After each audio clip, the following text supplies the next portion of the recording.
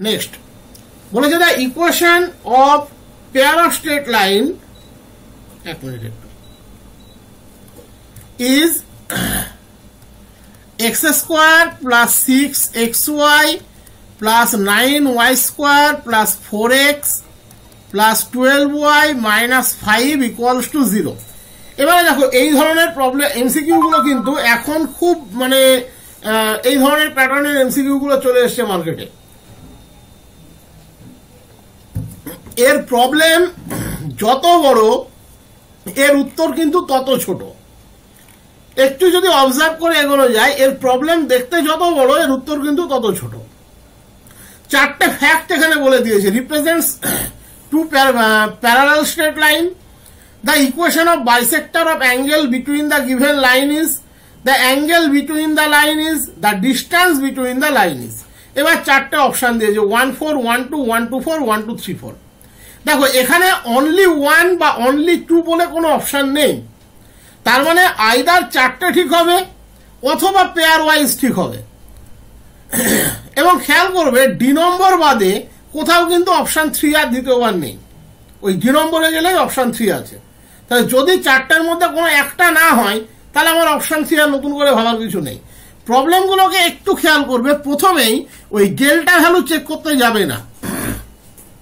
এখানে দেখবে একটা প্যারালালের কনসেপ্ট আছে, প্যারালালের কনসেপ্ট আছে, এবং ভালো করে খেয়াল করে দেখবে, একটু যদি অবজার্ভ করতে শেখো, option 1 is common for all, তার মানে pair of parallel straight line হবেই। একটু অপশনকে অ্যানালিসিস করবে, দেখবে অনলি 1 মানে 1 সবার মধ্যে আছে, সে অনলি হোক বা অল হোক 1 সবার মধ্যে আছে, তার মানে এটা pair of parallel straight line হবেই। আর যদি প্যারালাল হয় তাহলে অটোমেটিক্যালি কোনোদিন সি হবে না, প্যারালাল স্ট্রেট লাইনের কোনোদিন বাইসেক্টর হয় না। ডিস্টেন্সটা হতে পারে, প্যারালাল স্ট্রেট লাইনের ডিস্টেন্স খুব সহজে বের করা যায়। অপশনও কিন্তু আমাদেরকে অনেক সময়তে মারাত্মক লেভেলে হেল্প করে। তাই এবার তুমি যদি এই প্রবলেমটাকে একটু খেয়াল করে দেখো, দেখো এই পোর্শনটি, কারণ আমরা জানি কোন ইকুয়েশন মানে homogeneous equation of second degree যদি প্যারালাল স্ট্রেট লাইন হয় কোনোভাবে, তাহলে তার কিন্তু একটা বিশেষ গুণ থাকে, ওই হোমোজিনিয়াস অংশটাকে সামথিং স্কোয়ার আকারে লেখা যায়, বাকি যে পোর্শনটা থাকে সেটাকেও ওই ফ্যাক্টরটা লিনিয়ার ফর্মে লেখা যায়, আর বাকি কনস্ট্যান্টটাকে অ্যাডজাস্ট করা যায়।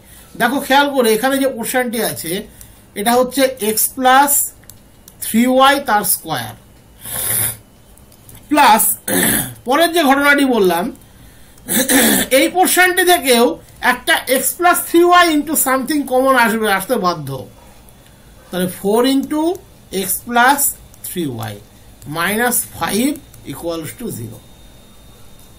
এবার দেখো এখানে 4 আছে, ওখানে 5 আছে, ওকে, আমরা তো অ্যাডজাস্ট করলে পেয়ে যাবো 5 মাইনাস 1 হচ্ছে 4 আর 5 ইন্টু 1 হচ্ছে 5, তার মানে এটাকে আমরা কি লিখতে পারি, x plus 3y plus 5 x plus 3y minus 1 equals to 0। তবেই তো আসবে 4 ইন্টু 4 থেকে এক্স প্লাস 3y আর লাস্টে আসবে 5। তাহলে এখানে আমরা কি পেলাম, সো ইট রিপ্রেজেন্টস, আলাদা করে ডেল্টা ক্যালকুলেশন করতে যাওয়ার কোনো প্রয়োজনই নেই, two pair of parallel straight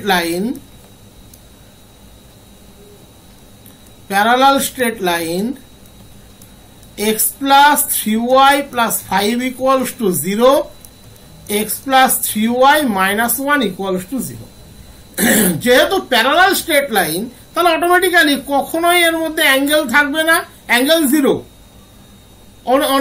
মানে 0টাই আমরা সাধারণত বলি প্যারালাল যে হলে, আর বাইসেক্টর তো কোনোদিন থাকবেই না।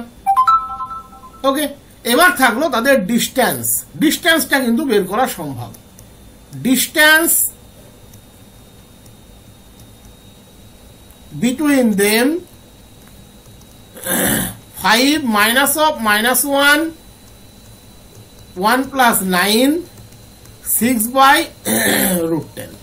তাহলে অপশন মানে এখানে 4 এটা কারেক্ট স্টেটমেন্ট,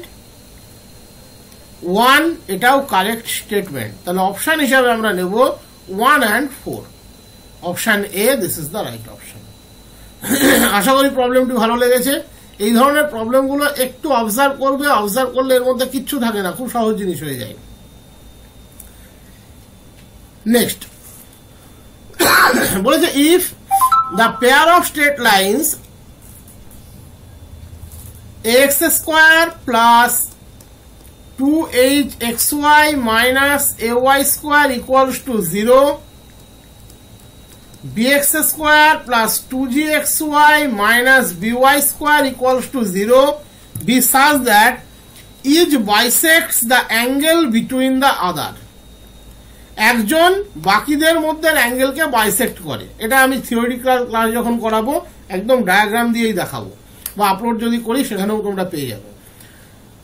তার মানে অ্যাকচুয়ালি কি বলতে চাইছে, এমনিও যদি রাফলি দেখাই, অ্যাকচুয়ালি বলতে চাইছে এরকম একটি বিষয়, এইটা যদি আমরা 1 নম্বরকে ধরি,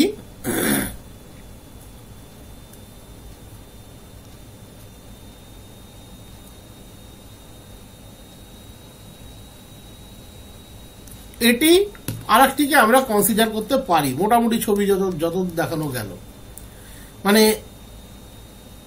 এর ইন্টারনাল বাইসেক্টর আর এক্সটার্নাল বাইসেক্টর আরেকটু নামতো, এই অ্যাঙ্গেলটি, এই লাইনটি আরেকটু নামতো। তো বলছে যে B such that is bisects the angle between the other two.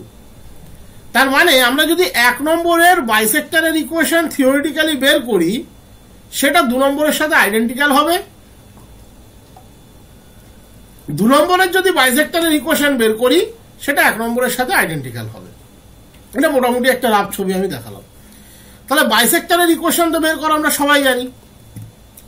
তাহলে ইকুয়েশন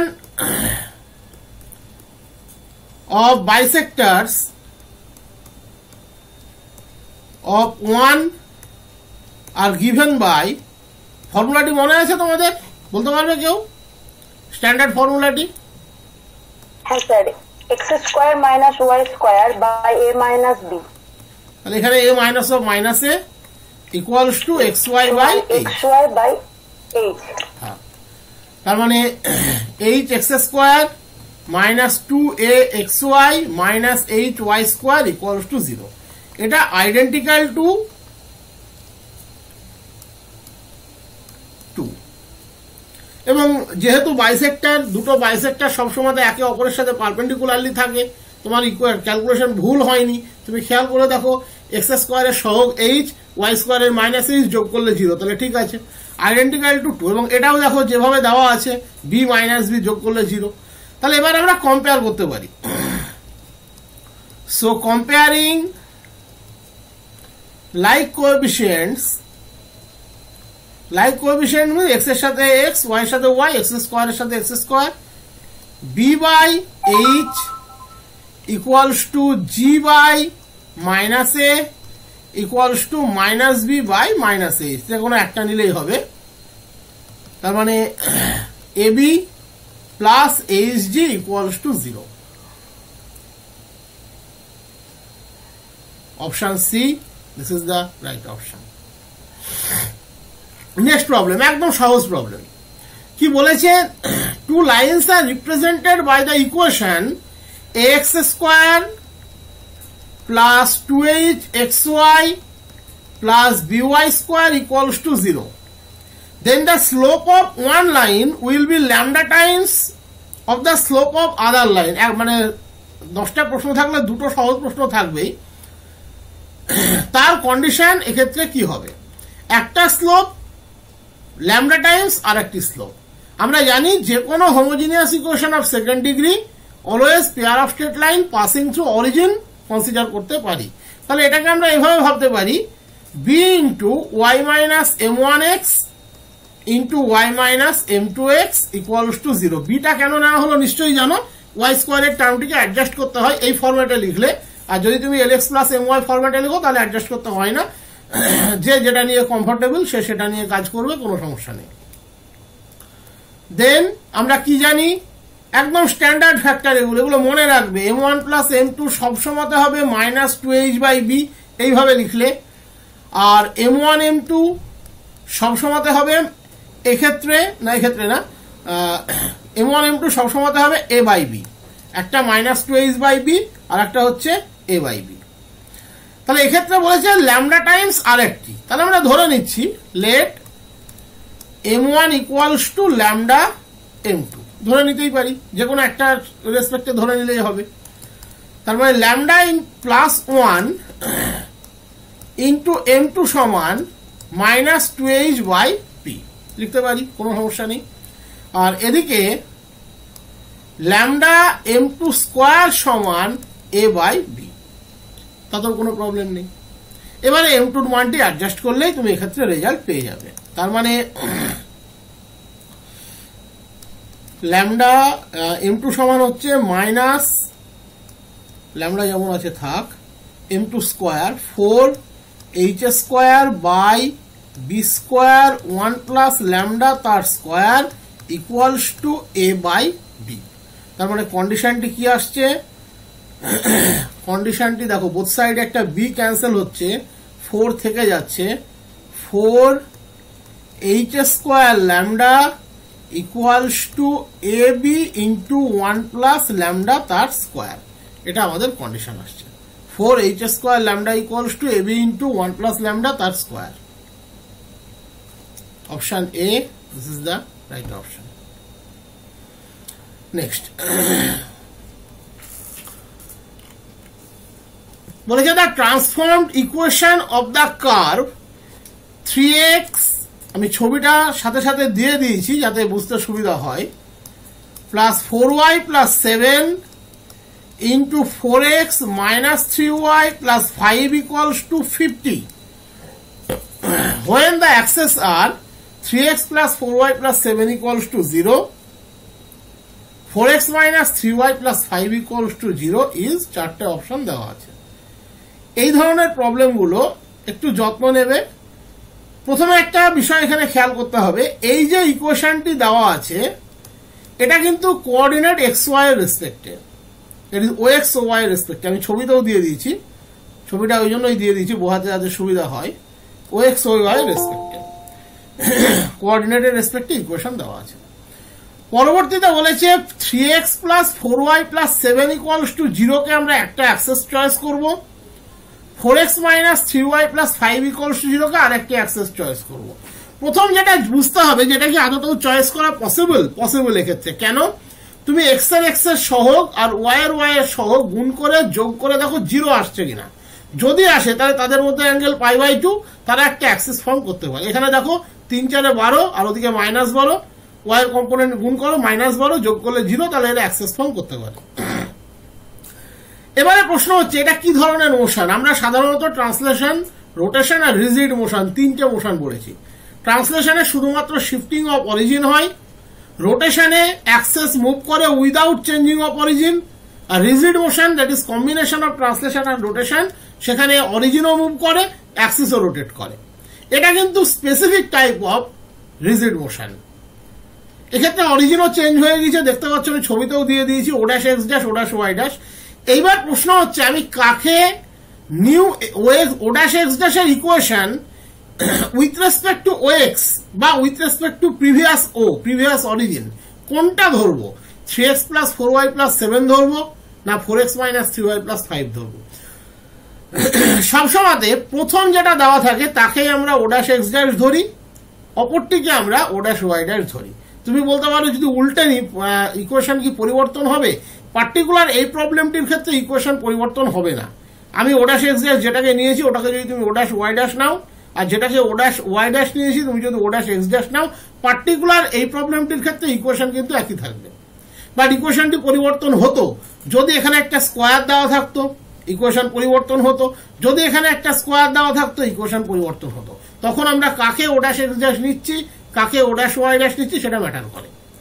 জেনারেল কনসেপ্ট, শুরুতে যে থাকবে তাকে ও ড্যাশ এক্স ড্যাশ নাও যেমন এখানে নিয়েছি, আর পরে যে থাকবে ল্যাটার যে থাকবে তাকে তুমি ও ড্যাশ ওয়াই ড্যাশ নাও। তাহলে কি বলেছে, এদেরকে অ্যাক্সিস হিসেবে কনসিডার করলে ইকুয়েশন কি হবে। এবার আমরা প্রসেসে চলে যাচ্ছি। আমরা কি করি, প্রথম আমরা ধরে নিই let P X dash Y dash be the new coordinate, old coordinate সবসময় X Y, new coordinate with respect to new set of axes. New set of axes. Theory যদি জানা থাকে তাহলে তো খুবই ভালো কথা, যদি জানা না থাকে তবুও করা যাবে। এখনো তো আমি নতুনদের থিওরি করাইনি। এই কোঅর্ডিনেটটি হচ্ছে এক্স ড্যাশ ওয়াই ড্যাশ, তাহলে অটোমেটিক্যালি পি এর এক্স ওয়াই কোঅর্ডিনেট কার রেসপেক্টে? ও এক্স ও ওয়াই রেসপেক্টে। আর এক্স ড্যাশ ওয়াই ড্যাশ কার রেসপেক্টে? ও dash X dash O dash Y ড্যাশের রেসপেক্টে। তাহলে এখান থেকে আমরা যে পারপেন্ডিকুলারটি ড্র করলাম, এই পারপেন্ডিকুলারটি কত? Y dash. তাহলে ওয়াই ড্যাশটা অ্যাকচুয়ালি কি? এক্স ওয়াই থেকে এই লাইনের উপরে যে পারপেন্ডিকুলার সেটা হচ্ছে ওয়াই ড্যাশ। ভালো করে ভেবে দেখো, এক্স ওয়াই থেকে ও ড্যাশ এক্স ড্যাশের উপরে যে পারপেন্ডিকুলার সেটাই হচ্ছে ওয়াই ড্যাশ। তুমি বলো ওয়াই কেন হলো না? ওয়াই তো হবে, তুমি যদি পি থেকে ও এক্স এর উপরে পারপেন্ডিকুলার টানো সেইটা হবে ওয়াই, বাট পি থেকে যখন তুমি ও ড্যাশ এক্স ড্যাশের উপরে পারপেন্ডিকুলার টানছো তখন সেটা ওয়াই ড্যাশ। তাহলে ওয়াই ড্যাশ কত? y dash equals to 3x plus 4y plus 7 xy থেকে এই লাইনের উপরে পারপেন্ডিকুলার 3 স্কয়ার প্লাস 4 স্কয়ার। তাহলে অনুরূপভাবে x dash কত? 4x minus 3y plus 5 divided by square root of 3 square plus 4 square. এবার দেখো আমার ইকুয়েশন কোনটাকে চেঞ্জ করতে হতো? এই ইকুয়েশনটিকে। So equation becomes 3x plus 4y plus 7 সমান, এখান থেকে আমরা কত পাচ্ছি? 5y dash। এখান থেকে কত পাচ্ছি? 4x minus 3y plus 5 সমান y dash 5x dash equals to 50। তাহলে কি পেলাম? x dash y dash equals to 2। এবার যেটা বললাম, এই প্রবলেমটির ক্ষেত্রে কোঅর্ডিনেট গুলো যদি এক্সচেঞ্জও করতাম কোনো প্রবলেম কিন্তু আসতো না, কিন্তু যদি আমরা এই ইকুয়েশনের কোথাও স্কোয়ার বা কিউব থাকতো তাহলে কিন্তু ইকুয়েশন পরিবর্তন হতো। তাহলে এক্ষেত্রে অপশন হয়ে গেল option 3। This is the right option. Next বলেছে এটা radical centres of the circles X square plus Y square plus X plus 2y plus 3 equals to 0, x square plus y square plus 2x plus 4y plus 5 equals to 0, x square plus y square plus kx minus 8y minus 9 equals to 0 আর minus 2y3, 2y3 radical centre দিয়ে দিয়েছে। k এর মানটি কত হবে? মনে আছে radical centre কিভাবে বের করতে হয়? কারণ মনে আছে?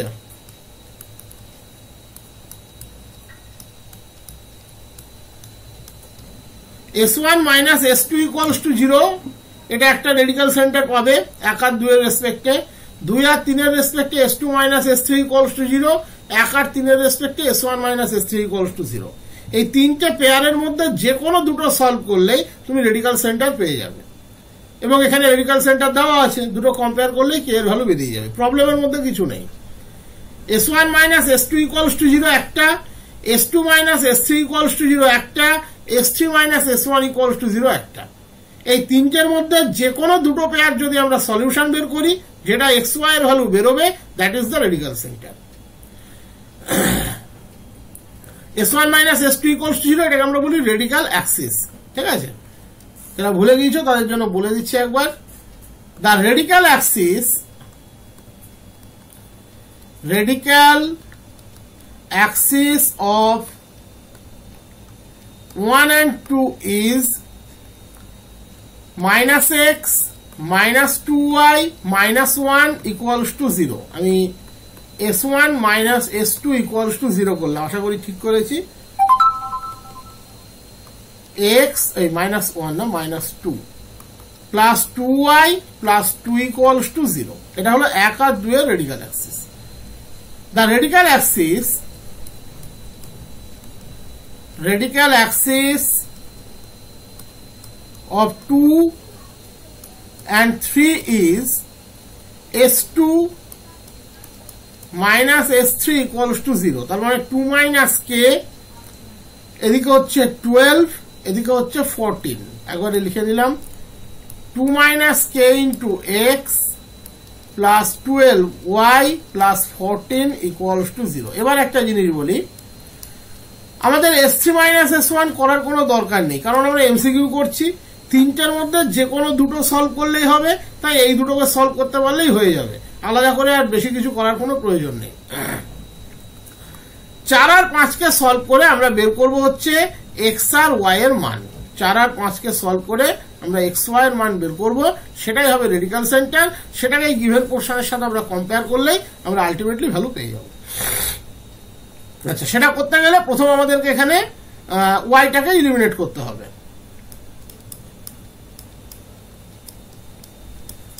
Four gives 2 minus k minus 6 x plus 14 minus 12 equals to 0. তার মানে k plus 4 into x equals to 2, x equals to 2 by k plus 4. তুমি চাইলে y এর ভ্যালু বের করতে পারো, কিন্তু কোনো প্রয়োজন নেই। দেখো এখানে একটা তো আমরা কম্পেয়ার করলে k এর মান পেয়ে যাবো, k এর মান বের করার জন্য তো দুটো বের করার কোনো প্রয়োজন নেই। Equals to -2/3। এমসিকিউ এর জন্য তো এত পরিশ্রম করার কোনো প্রয়োজন নেই। x বা y যে কোনোটা কম্পেয়ার করলে k এর মান পাবো, সেটা একই বেরোবে, আলাদা কিছু কিন্তু বেরোতে পারে না কখনো। তাহলে k plus 4 equals to -3, তাহলে k equals to -7। আমার আলাদা করে y এর মান বের করতে যাওয়ার কোনো দরকার নেই। Option B, this is the right option. Next বলেছে the length of tangent drawn from the point 1, 4 to the circle this is. ফর্মুলাটা বলতে পারবে কেউ? কারোর মনে আছে ফর্মুলাটা? লেন্থ অফ ট্যানজেন্ট একটা সার্কেলের ইকুয়েশন। সার্কেলের ইকুয়েশন যদি x square plus Y square plus 2gx plus 2fy plus c equals to 0 হয়, ফর্মুলাটি মনে থাকলে অঙ্ক হয়ে যাবে। Length of tangent to c from x1 y1। বলো, বলছিলে তুমি, ঠিকই বলছিলে। হ্যাঁ sir, √x1 square plus y1 square plus 2gx1 plus 2f1 plus c। তাহলে অঙ্ক কিচ্ছু নেই। যদি x স্কয়ার y স্কয়ার সহগ তাহলে কোএফিসিয়েন্টটাকে 1 করে নিতে হয়। যদি মানে x স্কয়ারের সহগ থাকতো 2x স্কয়ার। হ্যাঁ, যদি সহগ থাকে সেক্ষেত্রে x স্কয়ার আর y স্কয়ারের ইকুয়াল সহগ থাকবে, সেই সহগটা দিয়ে ভাগ করে নিলেই হয়ে যাবে। ঠিক আছে? যদি 2x square plus 2y square থাকতো, আমরা এন্টায়ার ইকুয়েশনকে 2 দিয়ে ভাগ করতাম, যে সেম ফর্মুলা অ্যাপ্লাই করতাম। তাহলে এক্ষেত্রে length of tangent equals to x1 square মানে হচ্ছে 1, y1 square 16 minus 2 into 1 plus 32 minus 23। তাহলে কত হচ্ছে? 32, 48, 49, 49 থেকে 25 বিয়োগ 24। Option B right option.